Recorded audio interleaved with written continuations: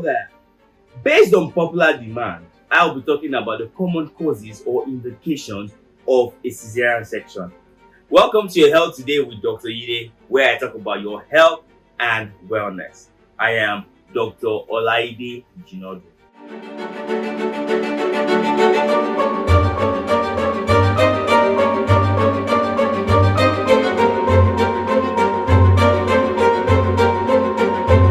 Yet subscribe to this channel, I know you're missing out.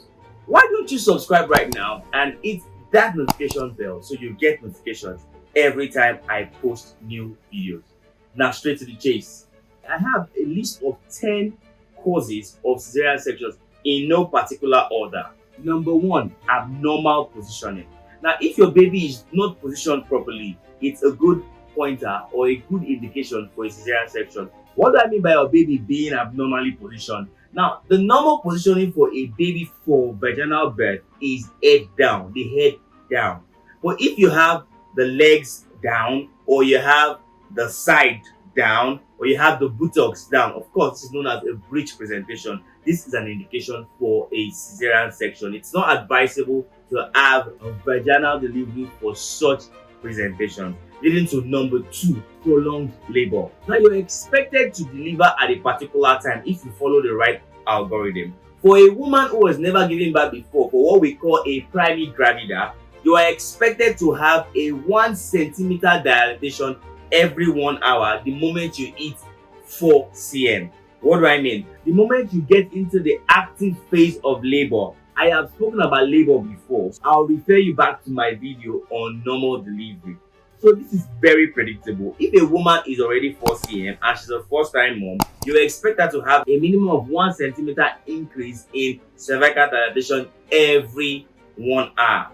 Now, if you are getting beyond this and still the baby isn't ready to come out, probably due to CPD, cephalopelvic disproportion, meaning the baby's head is actually too big for the birth canal, or the birth canal is too small for the baby's head, of course, that is an indication for a cesarean section. The labor is just taking longer than normal, probably due to a cut around the neck or for some other reason. If you have a prolonged labor, it is advised to have a C-section to avoid what we call birth asphyxia, which can lead to cerebral palsy, the paralysis of the brain.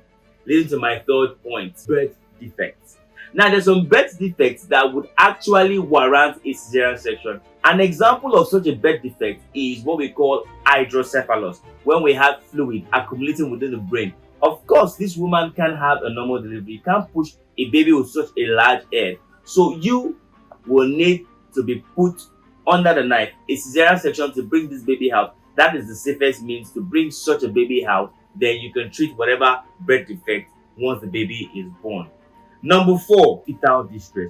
You've been in labor for a while. Now this baby is tired, probably due to prolonged labor, or the baby's health is not as fine as it should be. This baby is under distress. How do you know the baby is under distress? The mother has ruptured liquor. There's fluid, amniotic fluid coming out, and it is stained with meconium, meaning the first stool that comes out of the baby's anus is usually black in color. So when you see that the amniotic fluid is stained black or stained brown, that is a pointer of fetal distress. Or your baby's heart rate has increased astronomically beyond the normal. This is a pointer of fetal distress and a warning that this baby should be delivered via the fastest route possible, which is a cesarean section. Number 5, 2 previous C-sections. Now this is a no-brainer. If you've had 2 cesarean sections, stop believing for another normal delivery, because no one can guarantee the integrity of the uterine walls. If you are allowed to fall into labor, you might have what they call a uterine rupture.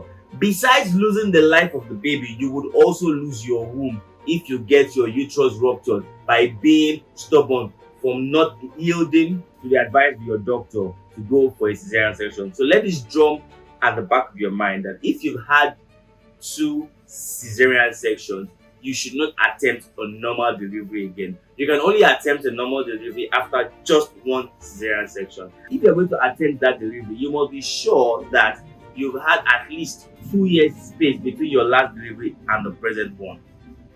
Hope that is clear. So if you've had a delivery before, a cesarean delivery before, you can still attempt a normal delivery if you've spaced the baby, if you spaced the time between both deliveries, and if the initial cause of the cesarean section doesn't repeat itself. Number 6, chronic heart conditions. So chronic heart conditions, probably a PDA, a patent ductus arteriosus, or some heart disease in the baby, cannot afford the child the strength to go through the rigor of a normal delivery. So it is advised that such babies be delivered via cesarean section. Number 7, cord prolapse. When you have the umbilical cord coming before the baby, most likely wrapping the baby's head. This is an indication for a cesarean section. Stop attempting a normal delivery. You could lose the life of the baby and the mother. My 8th point here is CPD, cephalopelvic disproportion, meaning there's a disproportion in the size of the pelvis and the baby's head. Either the pelvis is too small for the baby's head, or the baby's head is too large for the pelvic frame. Whatever it is, once you have a case of cephalopelvic disproportion, which can be diagnosed before labor when you do a pelvimetry recommended by your birth attendant, probably your obstetrician or your midwife, please listen to these people. They know what they are saying. For CPD, please go for a cesarean section. Number 9, antepartum hemorrhage, meaning bleeding before delivery. Now, there are some major disastrous bleeding that would lead to a cesarean section. If you have what they call a placenta previa. Placenta previa is when you have the placenta covering the door to the birth canal, meaning covering the cervix. The baby's head is going to tear through the placenta, and that will cause astronomical bleeding, catastrophic bleeding that could make us lose both mother and child. So it is advisable that you deliver this baby via a cesarean section the moment you diagnose antepartum hemorrhage, either through placenta previa or what we call abruptio placenta, when the placenta separates abruptly before the delivery of the baby. This is an emergency and requires an emergency cesarean section. No time to procrastinate. And my very last point here is multiple pregnancies. Twins, triplets, quadruplets. It's not advisable to have normal deliveries for these children. I'm not saying it's impossible, but I'm saying it's not advisable because there are many risks and these things are completely avoidable. So why don't you be wise today and heal to these warnings? Stay safe. If you just love this video, I would have you like, post your comment, share, and subscribe to my YouTube channel. So we'll meet again, same place, same time next week. Don't forget, health is wealth. Bye for now.